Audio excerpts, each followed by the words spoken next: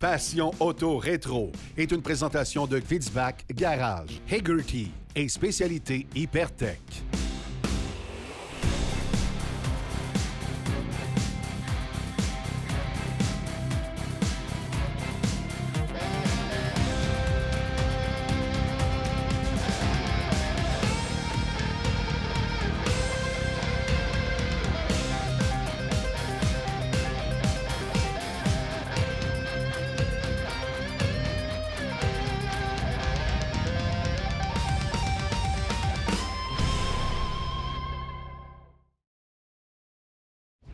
Bonjour à tous, bienvenue à Passion Auto Rétro. Aujourd'hui, c'est de la maison de Rosanna de la célèbre série Le Temps d'une paix qu'on vous présente l'émission. Cette semaine, je m'entretiens avec M. Louis Briand qui nous présente son magnifique hot rod basé sur un Ford B 1932. Restez là.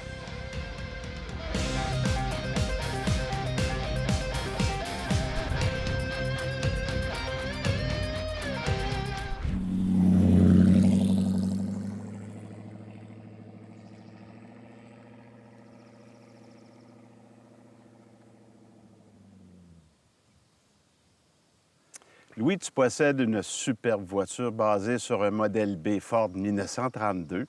C'est une œuvre d'art pour moi, mais les premiers contacts avec l'automobile, qu'est-ce qui t'a mis en lien avec cette passion-là, toi? Ah, ça a commencé assez jeune.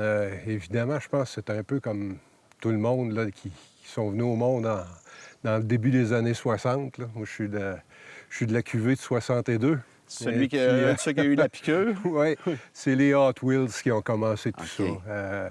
J'ai commencé à m'amuser avec les pistes Hot Wheels un peu. Et puis, mon père avait tout le temps des voitures assez particulières aussi. Quand tu dis particulière, par curiosité, il y a eu des coronettes. Il y a eu un peu de toutes les sortes. Là. Il y avait pas... C'était un peu un amalgame de tout ce qui se faisait de muscle car. Là. On avait un Torino GT aussi. OK, c'est un gars de performance, là. Oui, dans les années 70. Par contre, le Coronette, lui, il était plus familial un peu. Là. C'était un 4 portes, mais il y avait quand même un bon moteur, là, les fameux 440. Fait que dans son ADN, c'est de la puissance brute. Oui, c'est ça. Puis après ça, bien, il y a eu des fameux RX-7 là, dans le Mercury Cougar. Oui. Et puis, ça a continué dans ces années-là là, avec les Cutlass et puis les Grands Prix, les Pontiac Grands Prix. C'est un maniaque de voiture. Oui, c'est ça. Tu étais un peu contaminé. Oui. Et puis, je me rappelle une anecdote. Quand j'étais jeune, mon père travaillait pour une compagnie qu'on appelait Ray Machine Shop à Sept-Îles. C'est des vieilles compagnies dans la fin des années 60.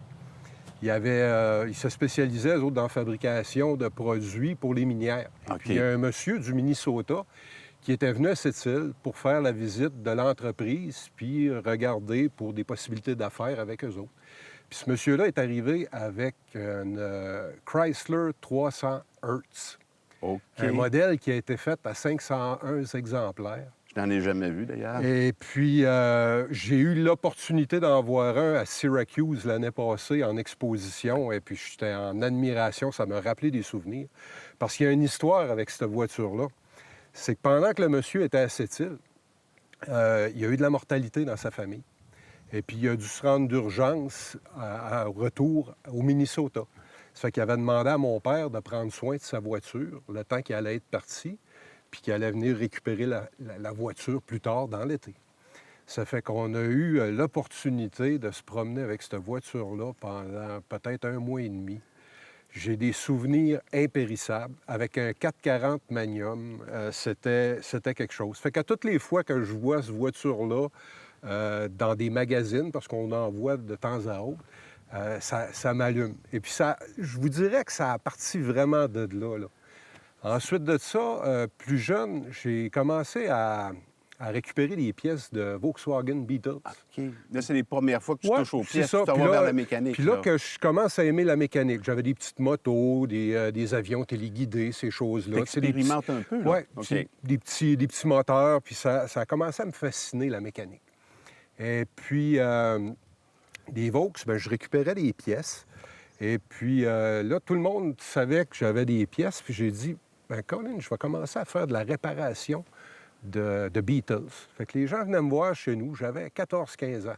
des problèmes avec leur voiture. Puis là, je réparais ça du mieux que je pouvais. Tout le monde avait de l'air content du travail que je faisais. Puis tu prends de l'expérience en même Ben temps. oui, puis je faisais ça dans le garage en arrière de chez nous. Ça fait que quand ça a venu le temps d'aller à l'école à l'extérieur, j'ai payé une partie de mes études avec ça. Ah, c'est bon, à 14-15 ans. Oui, là, puis bon. je mettais mon argent de côté.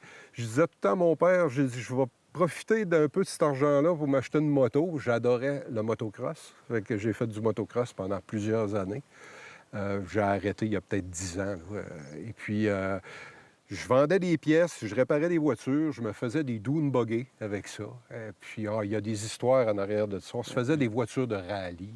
J'imagine, avec dans le sable de cette île Port-Cartier, ça devait être plaisant. Ah oui, on avait du plaisir. Là. Regarde, on était un peu illégal. Là. J'avais un copain avec un walkie-talkie qui s'installait sur le coin de la rue puis qui me disait « Louis, c'est beau, tu peux t'en venir. Il n'y a pas de policiers alentour. » Il dit « On est prêt. » On s'en allait dans...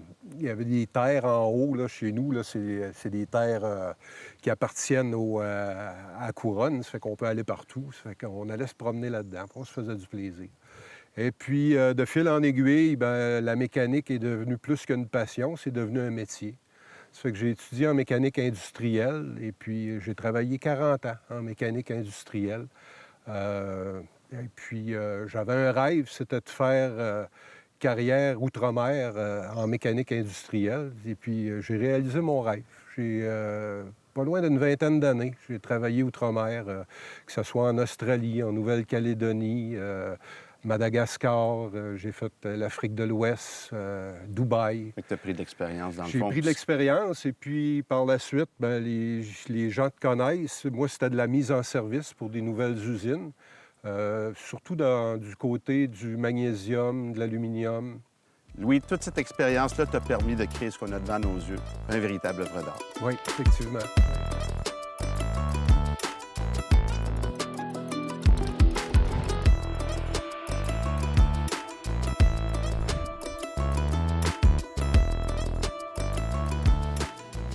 Mario, le Pont de Québec, c'est une histoire qui a plein de mythes et légendes. Tu vas nous en parler de quelques-unes. Effectivement. Il y en a plusieurs, mais j'en ai retenu surtout deux. Celle du fameux Boulon d'Or, le fameux rivet en or qui n'a jamais été retrouvé, mais tellement qu'on en a parlé et parlé. On en parle encore aujourd'hui, d'ailleurs. Il y a même un petit livre qui a été écrit là-dessus. Là. On ne sait même pas s'il a existé. On ne sait même pas s'il existait. Donc, c'est une rumeur qui a été véhiculée au fil du temps. Mais c'était une mode à l'époque. Quand on a fini de construire le pont, le Fort Bridge en Écosse, en 1890, le prince de Galles était présent lors des cérémonies, puis on a installé un boulon d'or, effectivement. Mais on l'a retiré par la suite, naturellement. C'était pareil pour les voies ferrées. Hein? On mettait un clou d'or et puis on le retirait par la suite. Bon. C'est une manière de faire des lancements, dans le fond. Et voilà. Bon, ceci étant dit, si jamais vous le retrouvez aujourd'hui, ce boulon d'or-là, bien, dites-vous qu'il vaut peut-être à peu près 100 000 la valeur estimée aujourd'hui. Mais que ça ne soit pas facile à trouver. Une bonne chance. OK. Une autre légende ou un mythe, peu importe, c'est le fameux jonc que portaient les ingénieurs. Bon, ça, c'est un rite d'engagement qui a été créé suite à l'effondrement du pont en 1922. Et à l'époque, les joncs qui étaient fabriqués, on disait qu'ils avaient été fabriqués avec l'acier du pont Québec qui avait tombé, un peu pour se rappeler que les rites d'engagement sont importants, l'honnêteté et puis la fiabilité. En tout cas, vous savez ce que je veux dire un peu. Suite à ça, avec des années par la suite, on s'est aperçu que ça a toujours été faux. On n'a jamais fait les joncs avec l'acier du pont, si bien qu'ils ont été fabriqués quand même jusqu'en 1940, mais c'était fait par des anciens combattants à Toronto. OK. Jusqu'en 1940, ces joncs-là étaient fabriqués à cet endroit-là. Alors ça, c'est des mythes et légendes aujourd'hui qui persistent encore, mais qu'on peut démystifier. Et il y en a encore une tonne d'autres qu'on ne parlera pas aujourd'hui. Et voilà. Merci, Mario.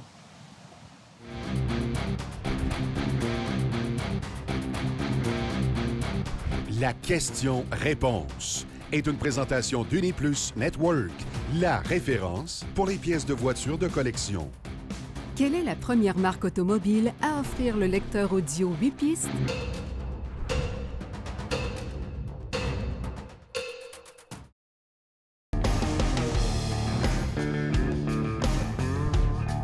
Ford en 1965.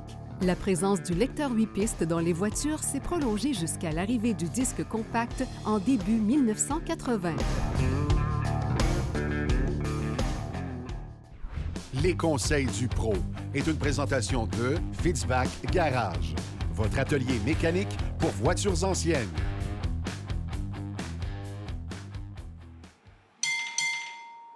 Aujourd'hui, pour le Conseil du Pro, on se pose une question. Quand on a une voiture avec une peinture oxydée, est-ce que la seule solution, c'est de la repeindre? Eh bien non. Il y a beaucoup de gens qui veulent repeindre une auto parce que la surface est toute oxydée, mate ou vraiment pas belle à regarder. Mais avec les nouvelles technologies, les nouveaux produits, les nouvelles méthodes aussi, parce qu'il n'y a pas juste l'équipement, il y a aussi la façon de faire, bien, on peut finalement garder une vieille peinture puis lui ramener son lustre. Tu vas nous en parler, Guy. Oui, c'est ça. Avec les équipements qu'on a de nos jours, les tampons et les produits qu'on utilise, on est capable de prendre une vieille voiture comme ça, qui est oxydée, qui n'est pas belle, qui n'a pas de pas de punch. Pas de punch, pas de punch, c'est ça. Mais un coup qu'on passe, on enlève l'oxydation comme on a montré ici en avant. On voit très bien que ça, c'est la vieille peinture oxydée. J'ai passé ma machine rapidement dessus, juste comme exemple. Puis on a vu qu'on a sorti le lustre, on a enlevé l'oxydation. L'oxydation s'est transférée sur mon tampon. Ouais. Fait comme ça, un coup qu'on a fini, on met une bonne cire là-dessus, une fois par année. Et puis, surtout que les vieilles voitures sont souvent entreposées ou dans un garage, ne sont pas accès ou ne sont pas tout le temps dehors au soleil, où est-ce que les rayons UV vont la faire oxyder.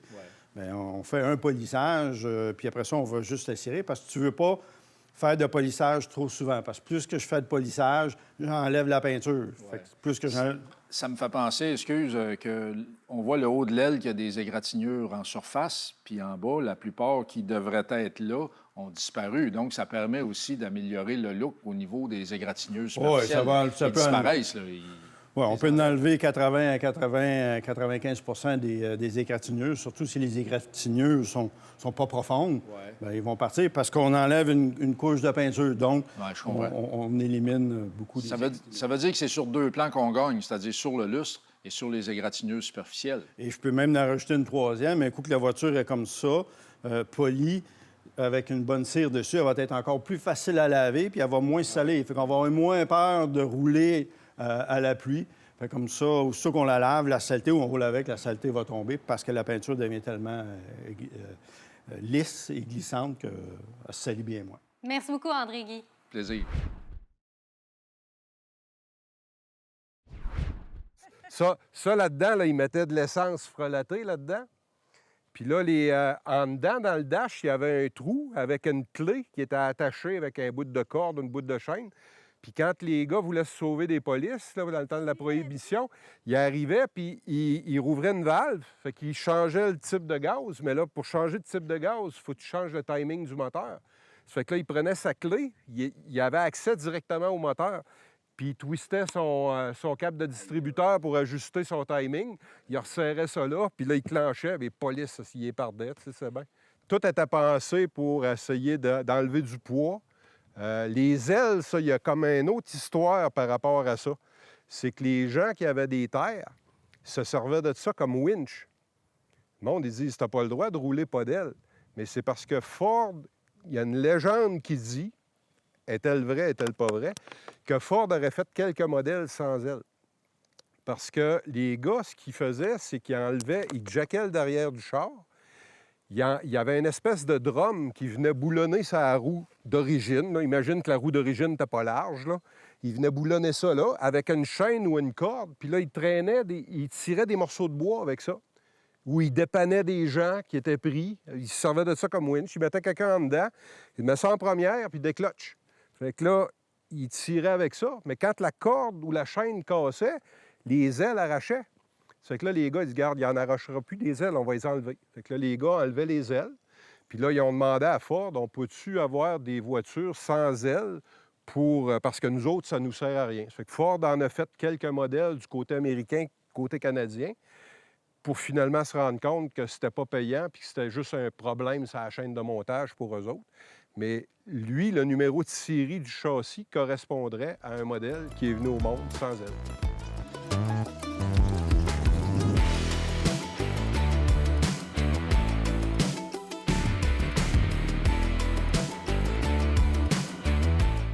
Oui, ta voiture est basée sur un Ford Model B 1932. Il faut commencer par le châssis normalement. Où te trouver le châssis?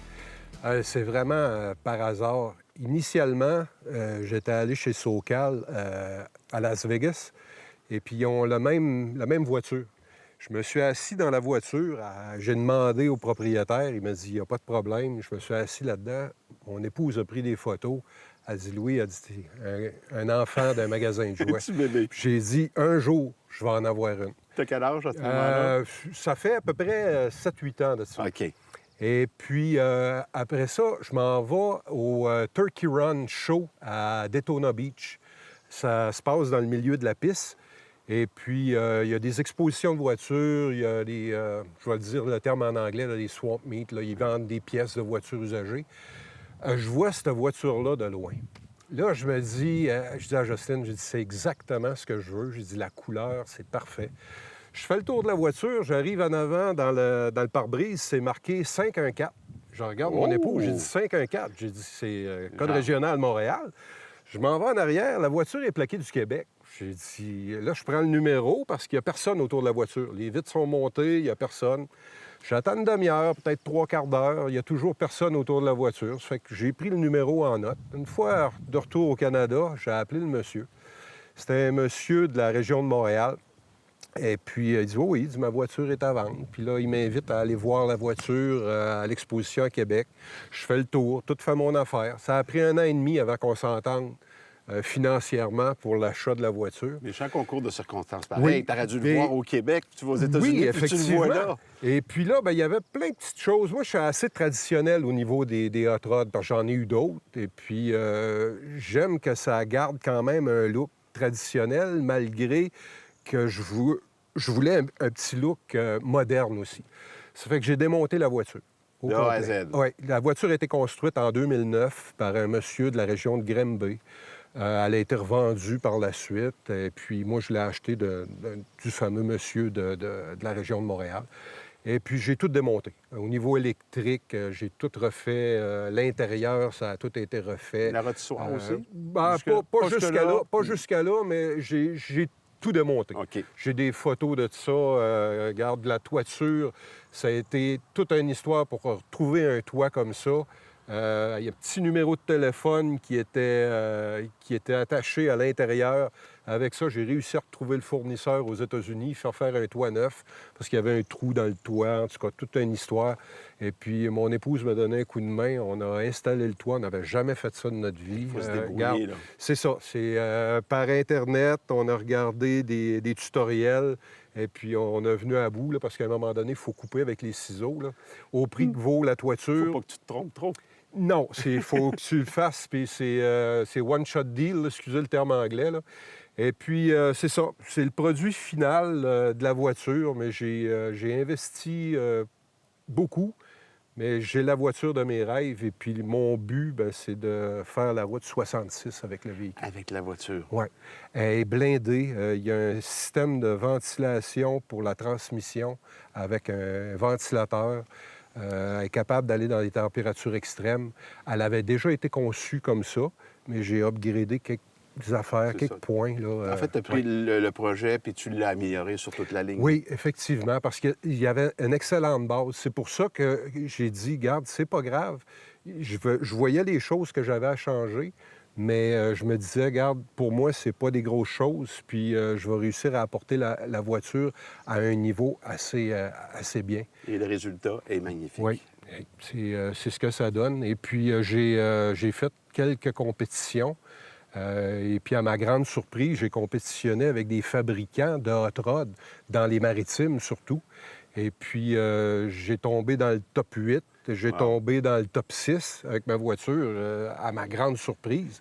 Parce que je vois pas ma voiture comme ça, mais les gens voient qu'il y a une qualité de fabrication, qu'il y a une qualité de détail. Et puis, moi, ça fait mon bonheur. Je fais ça dans mon petit garage, en arrêt de chez nous. Fait que c'est ce que ça a donné.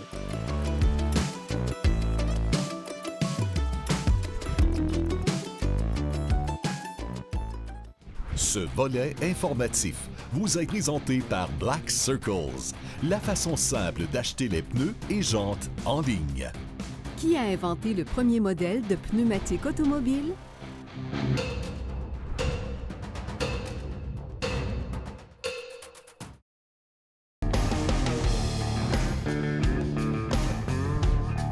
Réponse C. Le pneu automobile a été introduit par André Michelin en 1895.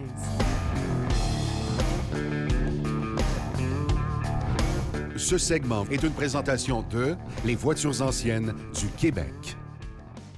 Voitures anciennes du Québec publie depuis sa fondation un magazine mensuel. À l'époque, le magazine s'appelait Le Phare, puis par la suite est devenu le magazine de l'auto ancienne, que voici.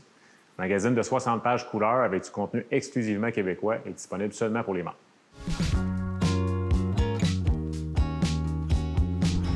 En 1960, la Ford Thunderbird poursuit son ascension dans le monde des voitures de luxe personnelles avec une allure audacieuse et des performances remarquables. Cette deuxième génération, surnommée le Squarebird, en raison de son design angulaire et musclé, représente une nouvelle direction pour Ford.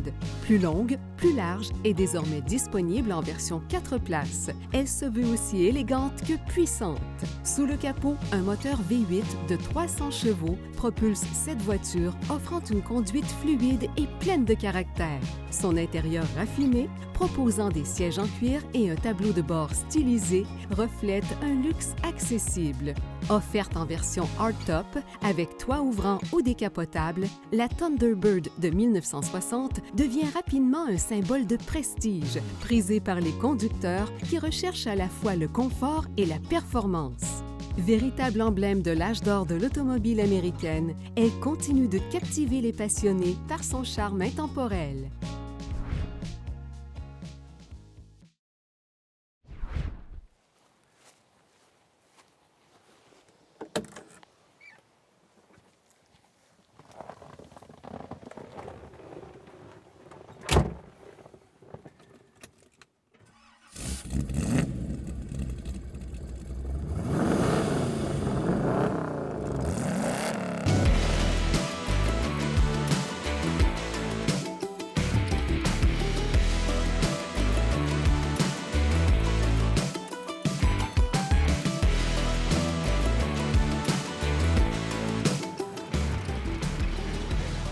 J'aimerais ça que tu me parles un peu de mécanique, parce que le compartiment moteur, c'est aussi une œuvre d'art. Oui, effectivement, le moteur, j'ai fait beaucoup de modifications sur le moteur. C'est un moteur de Chevrolet, 350 pouces cubes, qui a été modifié en 383. Dans le jargon mécanique, on dit stroké. Oui. Avec deux carburateurs Edelbrock de 600 CFM, ça fait qu'on se ramasse avec un 1200 CFM. C'est énorme, c'est deux quatre c'est énorme, là. C'est une voiture de course, mais je l'ai calibrée en fonction d'être capable d'avoir un roader, d'être capable de rouler en ville tranquillement, aller prendre une crème glacée. Mais si j'ai le goût de m'amuser, j'ai les forces qu'il y a à bord. Je suis capable de les utiliser. On parle d'environ 550 HP. Oh, c'est énorme. C'est monté sur une transmission de Chevrolet de 700 R4, une transmission 4 vitesses automatique.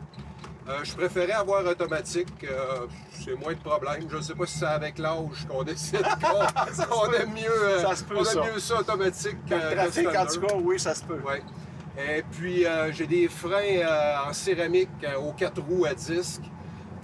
J'ai un 9 pouces de Ford en arrière, 3.5 à 1, ce qui est fait pour faire de l'autoroute. Parce qu'initialement, ce que je disais, c'est que j'aimerais faire la route 66. Ça fait que tout est fait en fonction de ça. Je te le souhaite, la route 66. Puis encore une fois, félicitations pour ton projet. C'est vraiment, vraiment, vraiment intéressant. Puis j'aimerais souligner le site de tournage où on était. On l'a dit, c'est le site qui servait au temps d'une paix. Oui. On va vous souligner aussi que ça réouvre au public pour ceux qui voudraient venir voir ça. Puis encore une fois, merci beaucoup pour la belle entrevue. Ça m'a fait entrevue. plaisir, c'était un privilège. Merci beaucoup, j'apprécie beaucoup. Merci.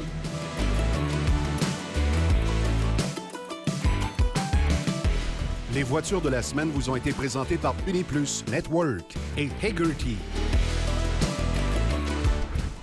C'était Éric Fortier, mais j'espère que vous avez apprécié. Au nom de toute notre équipe, je vous souhaite une très bonne semaine et je vous donne un rendez-vous la semaine prochaine pour une autre émission Passion Auto Rétro.